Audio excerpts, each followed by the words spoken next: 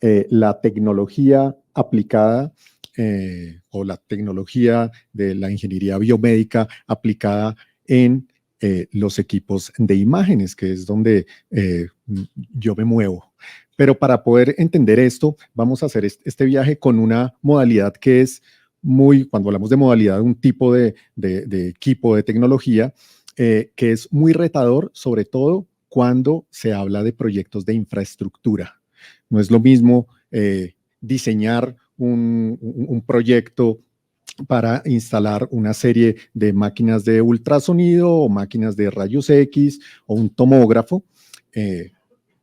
Va a ser muy diferente cuando hablamos de un equipo de resonancia magnética. Entonces vamos a utilizar como ejemplo resonancia magnética para entender cómo desde la industria hoy en día se promueven políticas de sostenibilidad para que podamos contar con este tipo de herramientas que son muy, muy útiles pues, para la salud de todos, sin importar el tiempo.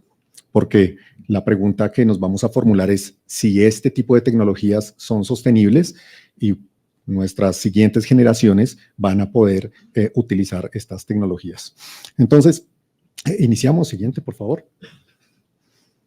Trabajo como especialista de producto en resonancia magnética para Philips en la región de North Hispanic. Siguiente. ¿De qué vamos a hablar hoy? Vamos a hablar del ciclo de vida de una tecnología, en este caso un equipo de resonancia magnética. Vamos a hablar de algo muy importante y tiene que ver con la sostenibilidad y es cómo manejamos el costo o cómo debe ser manejado el costo total de la propiedad o de la adquisición, o también llamado TCO. Luego los criterios clave en la instalación, que son muy, muy retadores cuando hablamos de equipos de resonancia magnética. Hablaremos de cuáles son los componentes principales, esto que sirva como ejemplo, los componentes principales de un equipo de resonancia magnética que sirvan como ejemplo para saber qué componentes de estos pueden ser reutilizados en el tiempo y con esto pues poder disminuir la huella de carbono. Vamos a hablar de una problemática actual que es muy, muy crítica y es el abastecimiento de helio. Vamos a profundizar mucho de este tema. Hablar del concepto de conversión, reutilizar algunos de los componentes para así garantizar menor huella de carbono y una sostenibilidad a largo plazo. El rol también, algo muy importante, los servicios de mantenimiento para garantizar que nuestras máquinas no consuman tanta energía, por ejemplo, o no consuman algunos recursos como el helio. Esto es bien, bien importante. Siguiente. Entonces acá lo que estamos viendo en esta diapositiva es el ciclo de vida de un equipo, en este caso un equipo de imagen por resonancia magnética. Este es el ciclo normal que se debe tener en cuenta siempre, una planeación y diseño. Aquí viene una parte supremamente importante. Ustedes aquí tienen un rol fundamental porque de esa planeación y diseño no solamente va a depender la operación de un equipo, en este caso de resonancia magnética, sino la operación futura en los siguientes ciclos. Y aquí viene una definición muy importante. Los equipos de imágenes o los equipos médicos tienen ciclos de vida y el ciclo de vida se determina en años. Nosotros cuando en nuestras casas compramos un televisor sabemos que lo compramos, no es como hace años que teníamos televisores que duraban casi que eternamente, pero sabemos que vamos a un almacén y compramos un televisor y tenemos ya el chip que vamos a tener que hacer un reemplazo de la tecnología en ciertos años, ¿cierto? Ocurre lo mismo con los equipos, en este caso de resonancia magnética. Y esos ciclos van a ser muy importantes porque cuando se hace un diseño debemos pensar que cuando se cumpla el ciclo y necesitemos hacer un cambio, una renovación tecnológica, pues que en esa planeación se tengan contemplados esos conceptos, no que se instala un equipo y ahí ya muere el equipo y nunca más va a salir. Ese es un error muy común de diseño, sobre todo como lo vamos a ver ahora con los equipos de resonancia magnética. Hay unos componentes que son muy grandes y necesitamos saber cómo retirarlos, así como los metemos, cómo retirarlos de manera segura, ¿sí? Eso es fundamental. También para optimizar el flujo de trabajo o de operación, de atención de pacientes, porque los hospitales crecen con el tiempo. Una cosa es la planeación hoy, con un número proyectado de pacientes y otro va a ser el número de pacientes en 5 años, 10 años. Entonces debemos pensar cómo puede crecer esto. ¿Sí? Mencionaban, en la charla anterior mencionaron varias veces el concepto de inteligencia artificial. Hoy en día también está muy en boga, también en este tipo de tecnologías, y con la inteligencia artificial, por ejemplo, podemos aumentar el volumen de pacientes, el volumen de atención de pacientes. Entonces, alguien que haya hecho una planeación para un número de pacientes, por ejemplo, 30 pacientes por día, por jornada completa, y le implementa un sistema de inteligencia artificial y aumenta en 15% su número de pacientes, pues va a tener que seguramente diseñar otro sistema, poner otros vestieres, hacer otro tipo de aproximación. Entonces esto hoy en día es supremamente importante pensar que la tecnología va evolucionando y vamos a tener una mayor atención de pacientes. La implementación fundamental aquí es supremamente importante, eso que se planeó, poder implementarlo de la mejor manera. Monitorización y optimización, que durante todo el tiempo el equipo se le esté por parte del fabricante, así como por parte del departamento de ingeniería en los hospitales, hacer una verificación de que los equipos estén funcionando de manera correcta. Y aquí viene algo importante y es la siguiente etapa, que es la prevención y mantenimiento.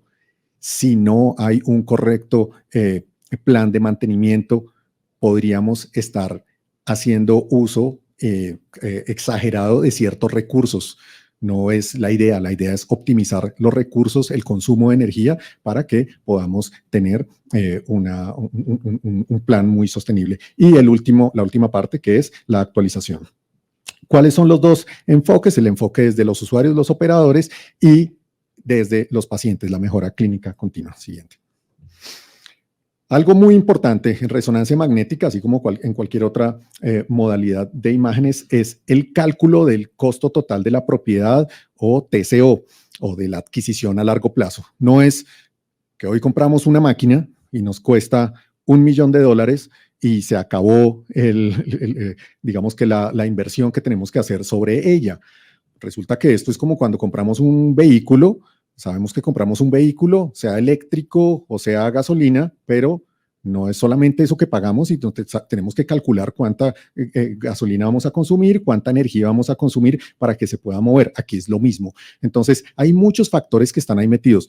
El costo de la energía, por supuesto. Entonces, si los sistemas consumen poca energía, pues va a ser mucho mejor, porque van a ser más ecosostenibles.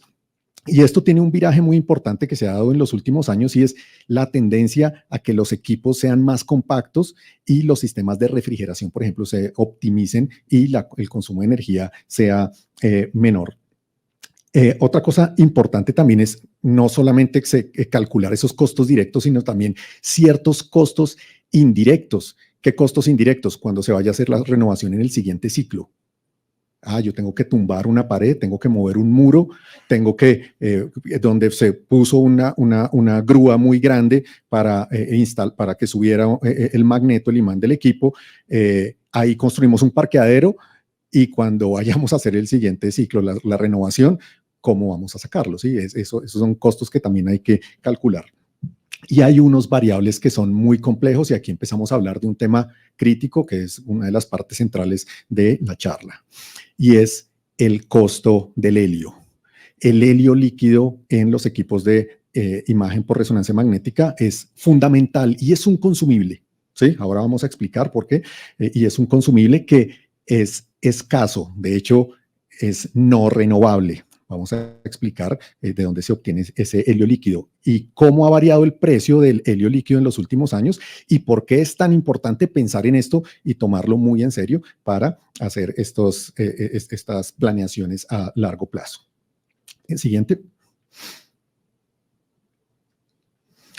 Entonces, en la instalación de un equipo de resonancia magnética, ¿qué criterios son importantes? Definir correctamente el área, como les decía previamente, pensando en el futuro. No se queden solamente con el hoy, o cómo va a estar instalado ese equipo y cómo va a ser el flujo de pacientes hoy. No, piensen cómo va a ser en unos años. Algo así como cuando estamos en nuestra casa o nuestro apartamento y estamos diseñando o estamos comprando y queremos adquirir unos muebles y queremos a futuro tener, digamos que otro baño o una habitación, hay que pensar en eso, porque si pensamos en que solamente vamos a tener esa área, pues a futuro vamos a complicar esa renovación, que es una etapa normal en el ciclo. Otra cosa muy importante en un equipo de imagen por resonancia magnética y que tiene que ver con costos es el blindaje de radiofrecuencia, algo que se llama jaula de Faraday, es algo fundamental. Todo equipo de resonancia magnética utiliza jaula de Faraday. Así como los equipos de rayos X utilizan blindajes que los llamamos plomados, que no necesariamente tienen que ser con este tipo de elemento con plomo, aquí sí utilizamos un blindaje de radiofrecuencia para que las ondas de RF externas no vayan a entrar al cuarto, ni las ondas generadas las señales de RF generadas dentro del equipo salgan y afecten alguna lectura de un sistema de monitoreo, por ejemplo. Entonces, esto es bien importante. Y aquí viene un término y es el de reutilizar este tipo de jaula. Muchas veces decimos, vamos a cambiar una máquina, quitamos una máquina y vamos a poner otra, cambiemos la jaula por completo, ¿sí? La jaula se puede construir, el concepto de la jaula es construir unas paredes que estén completamente unidas con un conductor. El mejor conductor en este caso es el cobre, ¿sí?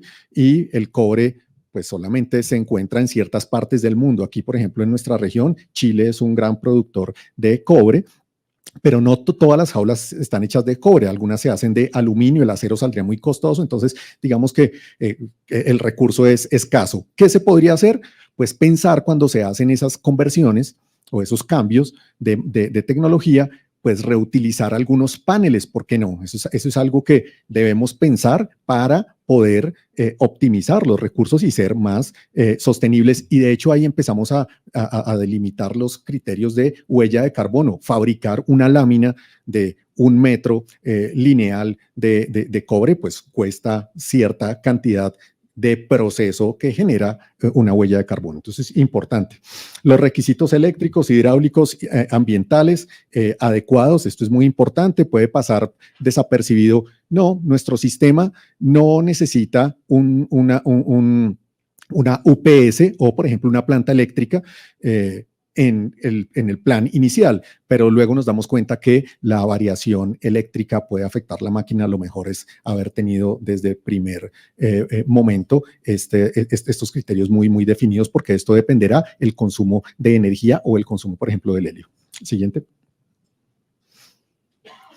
Ahora, los componentes de un equipo de imagen por resonancia magnética. Aquí el objetivo no es que ustedes se vuelvan unos expertos en imágenes por resonancia magnética, pero en 2 minutos van a entender cómo se forma una imagen de resonancia magnética y se van a dar cuenta por qué.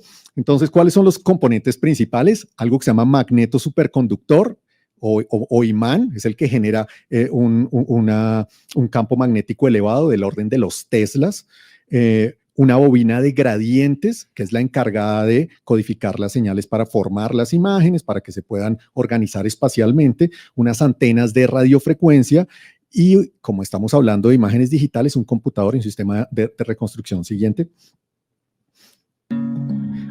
Ahí estamos viendo un ejemplo. Eso que vemos así grande como una dona es el magneto, es un imán, en este caso un imán de 1.5 teslas. Lo que la operadora le está poniendo al paciente es un sistema de antenas que detectan señales de radiofrecuencia provenientes del cuerpo del paciente, y ahí se conecta a un sistema que digitaliza. Esas señales van a ser enviadas a un computador y formamos la imagen. Ahí estamos describiendo los principales componentes. Siguiente. ¿Qué pasa entonces cuando vamos a formar una imagen? Siguiente, aquí la pasamos varias veces. Por favor, pensemos que este es un paciente. Eso que vemos ahí como un cilindro es una antena. Esa antena recibe señales de la cabeza de ese paciente. Siguiente, por favor. Se le aplican unos pulsos de radiofrecuencia y recibimos unas señales, pero esas señales tienen que estar ubicadas espacialmente para generar imágenes o axiales o sagitales o coronales. Y ahí cobra relevancia algo que se llama bobina de gradientes, porque la bobina de gradientes es la encargada de ubicar espacialmente, como lo vemos en esa matriz, esas señales y al final tener esa imagen digital. Entonces son componentes importantes. El magneto, las antenas y la bobina de gradientes. Si alguno de ustedes, me imagino que alguno de ustedes ha sido paciente de resonancia magnética, seguramente escucharon un tru, tru, tru, tru, ¿sí? Eso que suena es la bobina de gradientes para poder codificar las señales y formar este tipo de imagen después en un computador siguiente. Entonces, hablemos de los componentes. El primero, el magneto. ¿Y por qué este es tan importante de evaluar y de analizar? Porque resulta que el magneto no es un imán cualquiera, es un magneto superconductor o superconductivo para que podamos tener señales completamente homogéneas, espacialmente hablando, y poder formar esa imagen que vimos en el slide previo con la mejor calidad. Si el magneto no es homogéneo, pues vamos a tener inconvenientes. ¿Qué magnetos conocemos? Los que tenemos en la nevera, ¿cierto? Sí, esos son magnetos, se llaman permanentes. Eso es un magneto permanente o el de los parlantes, o si desbaratamos un disco duro de esos antiguos, o bueno, que no es de estado sólido, eso tenía unos imanes, ¿cierto? Eso es un magneto permanente que normalmente está construido con algunos elementos como el neodimio, como magnetita, que es un tipo de derivación del carbono mediante ciertos procesos para que se forme ese campo magnético de manera permanente. Pero un equipo de resonancia magnética no puede tener un imán de esos. De hecho, máquinas con imanes permanentes hace algunos años se utilizaban. Los campos magnéticos que se lograban eran muy bajos, más o menos 0.3 teslas, pero el peso, hablando de infraestructura, era un gran problema. ¿Cuánto pesaba un imán de estos? Por encima de 15 toneladas. Entonces, imagínense hacer un diseño para soportar no solamente esas 15 toneladas, sino transportar las 15 toneladas. Hacer ese reforzamiento, pues eso cuesta, ¿sí? Entonces, por eso, digamos, es una de las razones por la que se dejó de utilizar. ¿Y cuál fue la mejor solución? Los imanes superconductores, por dos razones. Son más ligeros, son más eficientes en cuanto a la energía, porque se activan cuando se instala la máquina, circula una corriente muy alta y por inducción generarán un campo magnético elevado y se desconectan. Es decir, no tienen un consumo continuo de energía sobre las bobinas. ¿Por qué? Porque las bobinas van a estar en un ambiente controlado para garantizar la superconductividad. Superconductividad es que no hay pérdida de electrones. Eso es algo muy importante. Entonces, imanes resistivos que se activan cuando circula una corriente, pues son de hecho descartados inmediatamente porque la energía que se consumiría sería muy elevada. Pero ¿qué ocurre? Estos imanes superconductivos necesitan que sus bobinas estén en un ambiente ideal y ese ambiente ideal solamente lo puede garantizar una temperatura muy baja como la del helio en estado líquido, cerca a los 4 Kelvin, es decir, menos 269 grados Celsius, 4 grados por encima del cero absoluto. Eso es un gran problema, ¿sí? ¿Por qué? Porque el helio en estado líquido es el único elemento que garantizará esa temperatura. Ustedes dirán, pero hay otros criogénicos que pueden garantizar superconductividad. Sí, el nitrógeno en estado líquido también puede garantizar superconductividad. Pero ¿qué ocurre? La homogeneidad del campo no es la mejor. Piensen en una esfera o un balón de estos de gimnasios. Cuando vamos al gimnasio, ese balón es la esfera imaginaria que debe tener el mismo campo magnético. Si es una máquina de 1.5 teslas, toda esa esfera debe ser de 1.5 teslas. Y magnetos superconductores con temperaturas un poco más elevadas no van a garantizar esa superconductividad, esa homogeneidad de campo. Ese es el problema. Entonces, ¿qué ocurre? Siguiente, y mientras vemos el video, es necesario tener en cuenta cuando instalamos un imán superconductor que consume helio. Ahí lo que estamos haciendo es un experimento que se hace sobre un imán de 1.5 teslas.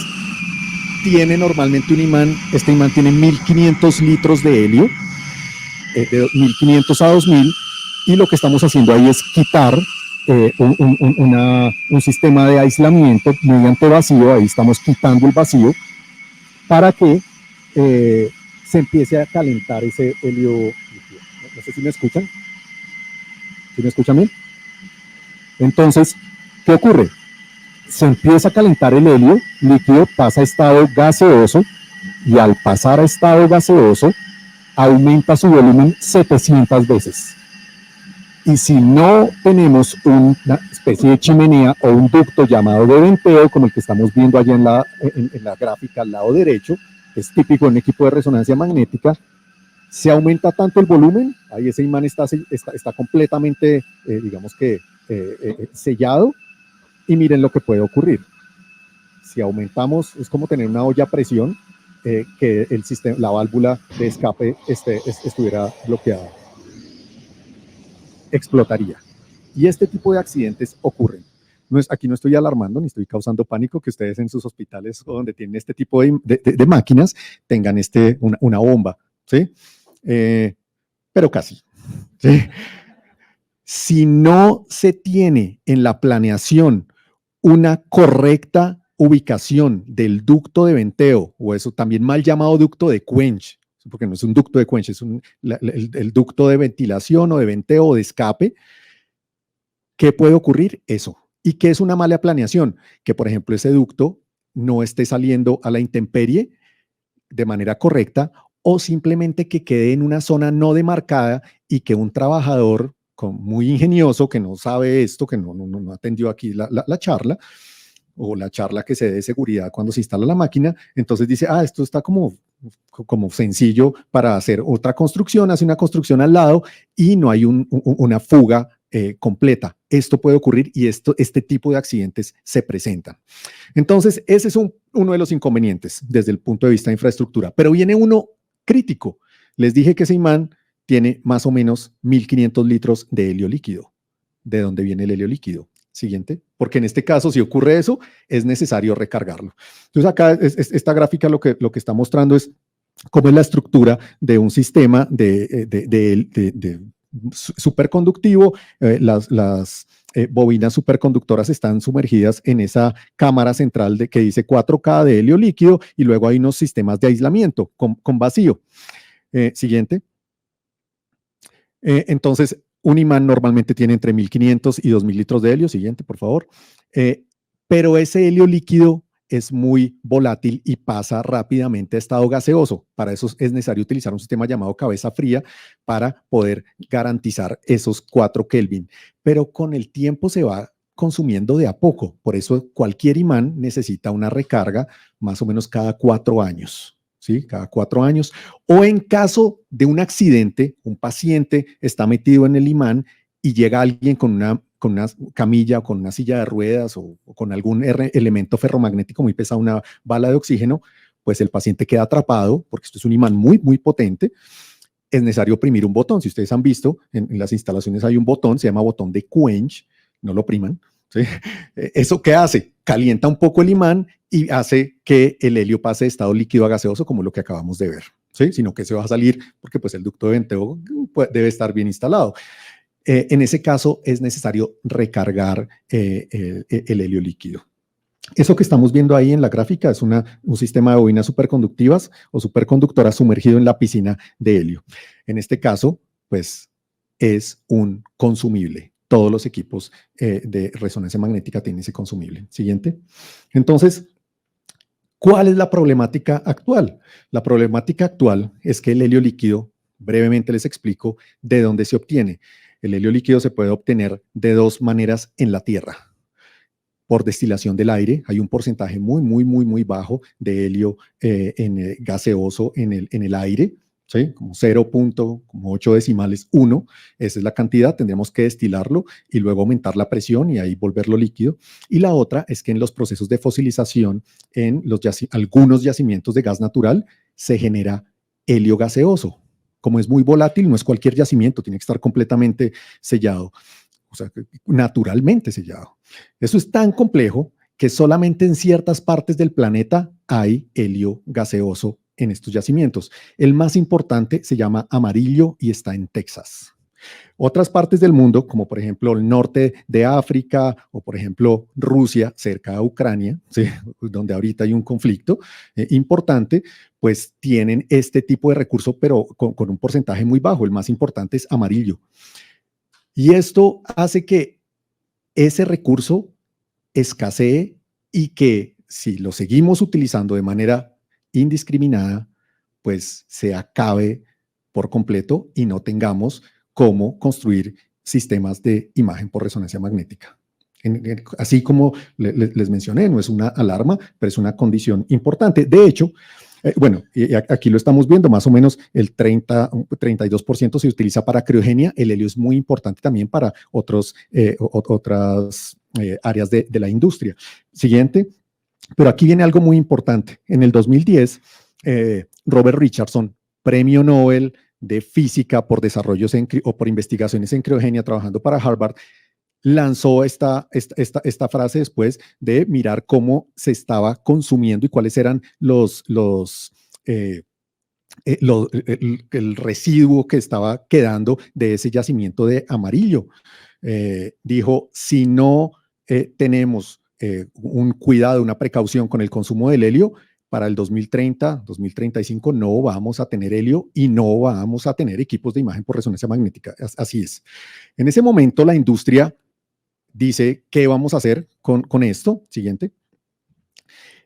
Y entonces, esos son, digamos, que cómo han caído las acciones del helio, porque pues cada vez va a tener la reserva de Estados Unidos menor control sobre ella. Siguiente. Estos son noticias que salen de la Gaceta de Harvard. Tuvo que detener todos sus proyectos de investigación y estamos hablando, esto es del año anterior, de 2022. Siguiente. Y pues otro anuncio, ustedes pueden buscar el shortage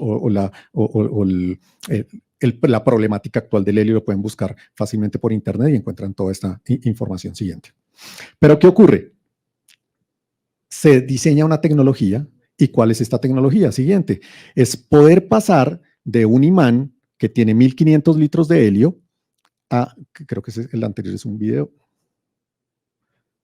No está ahí. Bueno, ahora lo vamos a ver en la otra. Pasar de una tecnología que tiene 1500 litros de helio a solamente 7 litros de helio. Y lo más importante, que no necesite ningún tipo de recarga. Es decir, ese imán se construye con 7 litros de helio en fábrica, queda sellado. Ustedes dirán, pero va a explotar como el anterior. No, queda sellado y de hecho no tiene ese ducto de venteo y no va a necesitar nunca una recarga de helio, nunca durante su vida útil. Con esto, pues van a olvidarse de, en cualquiera de los ciclos, como les dije, de renovación de la tecnología, necesitar recargas de helio. Esto es lo más sostenible que existe en la actualidad. Ustedes dirán, bueno, ¿y qué pasa cuando se convierte en helio gaseoso? Pues si se convierte en helio gaseoso aumentará 700 veces su volumen, más o menos 4.900 litros de helio gaseoso, pero quedan contenidos en el mismo imán. No explota. Y como es sellado, se activa un compresor, aumenta la presión y ese helio gaseoso lo vuelve líquido, lo licúa y queda otra vez en los 4 contenedores y el equipo funciona perfectamente. Esto cambió por completo la aproximación de la industria y es una tendencia. En algunos años toda la industria va a tener este tipo de soluciones que son completamente ecosostenibles. Siguiente. Como les decía, es un magneto, ahí lo estamos viendo en la gráfica mejor, esos cuatro rectángulos que estamos viendo ahí son las 4 depósitos que en total suman 7 litros de helio.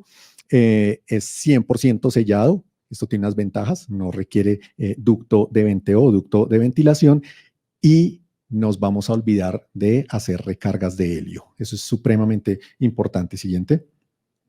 Con esto también estamos liberando algunos costos de la inversión, de ese costo total de la inversión, porque el helio al aumentar el precio, pues hace que sea muy difícil calcular la ejecución de pacientes a mediano y largo plazo. Más o menos 20% del consumo del helio mundial son equipos de resonancia magnética, el otro 12% se tiene que gastar en la fabricación de las máquinas. Este tipo de tecnología solamente utiliza 0.5% de lo que utilizaría cualquier otro imán. Ya hay más de 700 máquinas instaladas en la actualidad. Siguiente. Y aquí esto es algo también que tiene que ver con la sostenibilidad y más con sostenibilidad, en este caso financiera. Y es que del 2018 al 2021 el valor del helio se disparó, 135% aumentó, más o menos 60, esto no es excepcional, más o menos 65% de todas las instalaciones de cualquier tipo de tecnología, cualquier fabricante ha experimentado un consumo acelerado de helio porque la cabeza fría falla o porque se presenta un quench, en fin, o sea, esto no es ajeno a nadie. Y si se presenta un evento de quench, una máquina puede estar detenida entre 20, 25 días, un mes, y hoy en día es difícil. Hemos tenido casos de 2 meses y no conseguimos helio, porque pues lógicamente el recurso está en Estados Unidos, se distribuye más fácilmente allá que a países como los países de Latinoamérica. Y esto es un valor estimado, más o menos $60,000 es el costo de recuperar una máquina después de haber presentado un quench. Con esto, con este tipo de tecnología, todo esto se olvida. Siguiente. Ahora, respecto a los proyectos y al diseño, por supuesto, es un imán que pesa 900 kilos menos porque no tiene toda esa cantidad de helio. No tiene ducto de venteo, el de la izquierda es un imán tradicional y el de la derecha es un imán sellado, es decir, lo podemos poner en cualquier parte, ¿sí? Entonces, ese diseño que veíamos al comienzo se nos facilita, eso es algo muy, muy importante. Y sobre todo para edificios complejos. Ahora veíamos en la charla anterior esos edificios espectaculares, fantásticos, con esas fachadas bellísimas, y que no solamente las fachadas, sino que los ductos, por ejemplo, para optimizar temas de energía, pues digamos que son difíciles de instalar y eso aumenta los costos. Con este caso, con este tipo de tecnología, no nos desentendemos de esto, no vamos a pensar en este tipo de diseño del ducto. Siguiente. Los siguientes componentes, esto es una descripción breve, como para que lo tengan en cuenta. La bobina de gradientes es siguiente. Lo que hace la bobina de gradientes, este cilindro que estamos viendo a la izquierda y que vamos a meter ahí dentro de ese imán, se encarga de codificar las señales de radiofrecuencia para formar las imágenes. Pero aquí la pregunta es, ¿esa bobina de gradientes tiene algún consumible? La respuesta es no. Entonces ahí empezamos a pensar, ok, si es así, pues esa bobina de gradientes quizá en el siguiente ciclo podríamos reutilizarla, ¿no? ¿Sí? Si no tiene un consumible y funciona perfectamente, podríamos reutilizarla. Entonces eso es importante tenerlo en cuenta. Ese es como el alma de un equipo de resonancia magnética, eso que estamos viendo ahí, que es la bobina de gradientes. Siguiente. Las antenas de radiofrecuencia, siguiente, ahí pasamos varias veces, por favor. Eso que estamos viendo ahí es una imagen del cuerpo de una persona. Resonancia magnética, solamente hay un caso en el que genera ese tipo de estudios que son oncológicos, corporales totales. De resto, solamente son puntuales. Hombro derecho, rodilla izquierda, cerebro, hipófisis, tobillo, es de zonas muy específicas. Entonces necesitamos unas antenas como las que estamos viendo ahí que reciben estas señales. Esas antenas tienen algún tipo digamos, de deterioro en el tiempo. La respuesta es no necesariamente, dependerá de su uso y también del diseño que tengan. Siguiente. Siguiente. ¿Qué pasa con los computadores y los sistemas de reconstrucción? Hablábamos de la inteligencia artificial. Hoy en día la inteligencia artificial ha cobrado una relevancia pues, muy, muy importante y necesitamos tener sistemas de cómputo más robustos para ejecutar procesos en tiempos más cortos, ¿cierto? Entonces, ¿qué es importante con los computadores? Saber que los ciclos de vida de los computadores son cortos. Una máquina puede tener un ciclo de vida de 10 años, pero el computador va a tener un ciclo de vida de 5 años. Entonces es necesario pensar que dentro de 5 años una buena idea sería hacer una actualización del sistema de cómputo. Siguiente. Y entonces, ¿qué componentes podríamos reutilizar después de haber hecho todo este viaje en un equipo de resonancia magnética? El imán. Si su funcionamiento es óptimo, es decir, si está en buenas condiciones y su sistema de refrigeración, lo podríamos reutilizar. Pero ojo acá, ustedes dirán, y bueno, ¿y esto del helio? ¿No es que es un nuevo imán? Sí, pero esto es algo que es novedoso en la industria y que pues podemos dejar el poco recurso que queda de helio en esos imanes que tienen un consumo bajo. Por eso digo que si está funcionando de manera adecuada. Si es un imán que tiene un consumo muy elevado, lo mejor es hacer un cambio de tecnología en este caso. Algo así como las neveras. La nevera en la casa de mi abuela eso consumía mucha energía y hace algunos años ya dijeron, no, toca cambiar las neveras. De hecho, lo aconsejaban los proveedores de energía eléctrica. ¿Por qué? Porque es de bajo consumo. En este caso es algo que se debe tener en cuenta.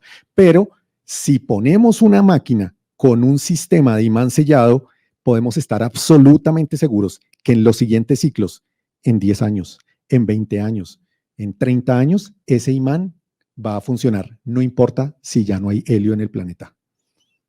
Eso es algo muy importante tenerlo en cuenta. Mientras que un imán que consume helio hoy en día, hacer una adquisición de estas, pues hay que pensarlo 2 veces, porque no solamente es pensar en el ahora, sino en el mañana. Siguiente. La bobina de gradientes, igual, si funciona de manera adecuada, se puede reutilizar. Siguiente. El sistema de bobinas, si son bobinas que normalmente son análogas, se pueden convertir a digitales y funcionarían, mientras que los sistemas de cómputo, sí, lo mejor es reutilizarlos. Esto quiere decir que cuando vayamos a hacer el siguiente ciclo de un equipo, siguiente, pues, ¿por qué no tener una solución como la conversión? Y toda la industria tiene estas soluciones. Siguiente. ¿Y cuál es la solución perdón, anterior? ¿Cuál es la solución de esta conversión?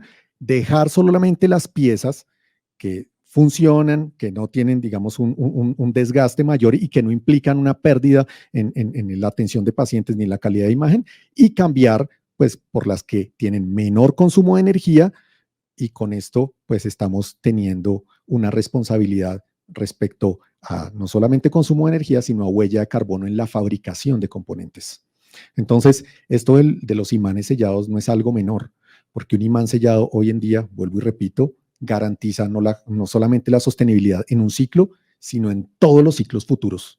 En eso es en lo que debemos pensar. Siguiente. El servicio técnico es muy importante porque el servicio técnico calificado hace supervisión de los sistemas.